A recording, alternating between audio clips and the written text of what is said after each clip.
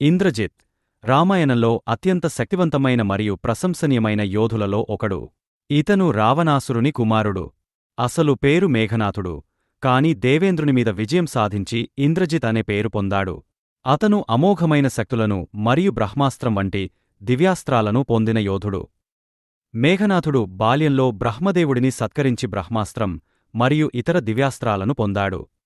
బ్రహ్మదేవుడు ఇచ్చిన వరం ప్రకారం యుద్ధానికి ముందు యజ్ఞం పూర్తిచేస్తే అతనిని ఏవాడుకూడా ఓడించలేడని వరం లభించింది. ఇంద్రుడిని యుద్ధంలో ఓడించి స్వర్గంలోని అమృతాన్ని స్వాధీనం చేసుకున్నాడు. ఈ ఘనతకుగాను ఇంద్రజిత్ అనే పేరు పొందాడు. ఇంద్రజిత్ వానరసేనపై బ్రహ్మాస్త్రాన్ని ప్రయోగించి లక్ష్మణుడితో సహా అనేక వానరయోధులను తీవ్రంగా గాయపరిచాడు. హనుమంతుడి శక్తి కారణంగా వానరసేన తిరిగే జీవితం పొందింది.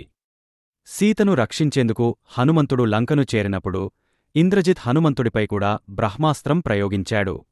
రాముడి సేనతో చివరిసారిగా పోరాడిన ఇంద్రజిత్ యజ్ఞం చేయడానికి వెళ్లాడు. లక్ష్మణుడు, హనుమంతుడు, వానరసేన కలిసి అతని యజ్ఞాన్ని భంగం చేశారు. తరువాత లక్ష్మణుడితో జరిగిన యుద్ధంలో ఇంద్రజిత్ తన జీవితాన్ని కోల్పోయాడు. కర్తవ్యనిష్ఠ, తండ్రి రావణాసురుడి పట్ల అతని భక్తి మరియు విధేయత. యోధత్వం, తన శక్తులు మరియు జ్ఞానంతో యుద్ధరంగంలో భీకర యోధుడిగా నిలిచాడు. ధర్మనిరతం, తన శత్రువులను ఎదుర్కొనడానికి ధైర్యంగా నిలవడం.